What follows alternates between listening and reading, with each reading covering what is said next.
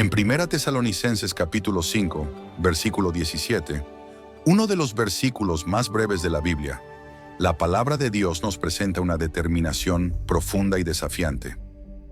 Orad sin cesar. Pero, ¿qué significa realmente esta orden?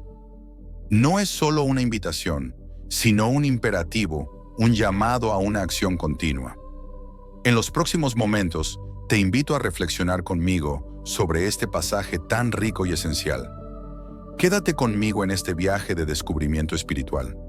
Hoy, desde el monte del altar natural de Dios, estoy aquí para compartir esta palabra contigo. El texto que nos guía ya ha sido presentado en la introducción y será la base de nuestra conversación y meditación. Sabemos que para muchos cristianos, el simple acto de orar ya representa un gran desafío, a menudo descuidado. Entonces, cuando hablamos de orar sin cesar, puede sonar como algo casi imposible. Sin embargo, es vital recordar que Dios nunca nos pediría algo que esté fuera de nuestra capacidad. Él es justo, como nos recuerda Hebreos capítulo 6, versículo 10. Dios no es injusto. ¿Cómo comprender esta orden?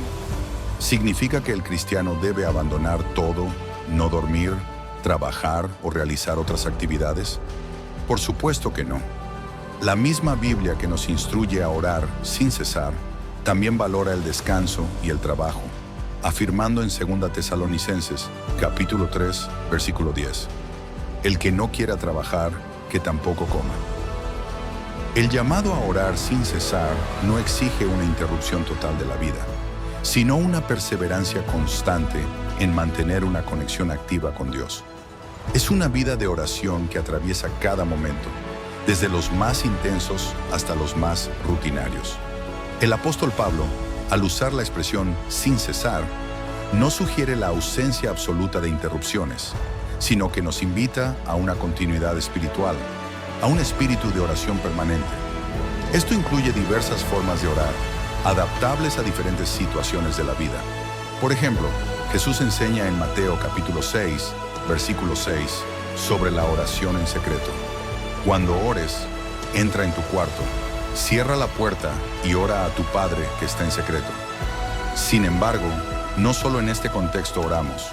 Nehemías, frente al rey, hizo una oración silenciosa en su interior, como se relata en Nehemías capítulo 2, versículo 4.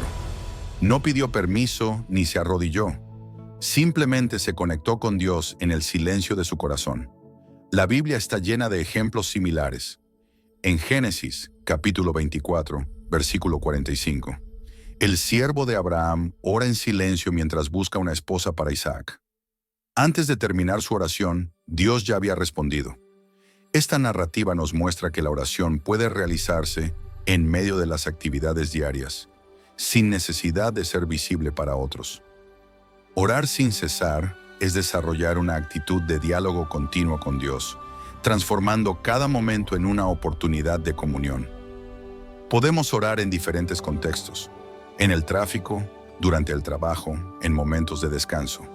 La oración no está limitada por el espacio o la forma. El Espíritu Santo también nos ayuda en nuestra debilidad, como se describe en Romanos capítulo 8, versículo 26, intercediendo por nosotros con gemidos que no pueden expresarse con palabras.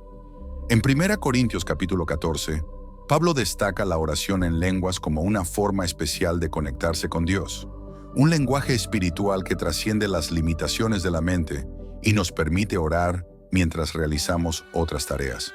En Efesios capítulo 6, versículo 18, Pablo nos exhorta a orar en todo tiempo con toda oración y súplica en el Espíritu.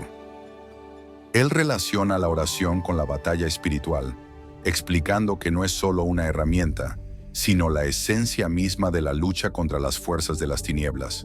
Cuando oramos, ya sea intercediendo por el reino de Dios, exaltando su nombre o buscando su voluntad, estamos contribuyendo activamente a la expansión de su reino y a la derrota de las obras malignas. Finalmente, la oración va más allá de las peticiones y súplicas.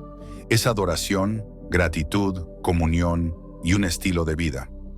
Como Jesús enseñó en el modelo de oración, debemos buscar el reino de Dios, santificar su nombre, pedir por el pan diario, el perdón y la protección. Todo esto forma parte de una vida de oración que nos mantiene conectados con el Padre en todas las circunstancias.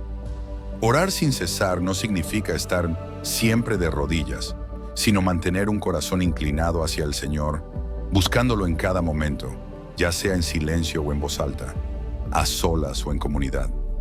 Es un llamado a que toda nuestra vida esté impregnada de un espíritu de oración, guiado por la presencia de Dios, que podamos vivir esta realidad experimentando la profundidad de una vida en comunión constante con el Padre.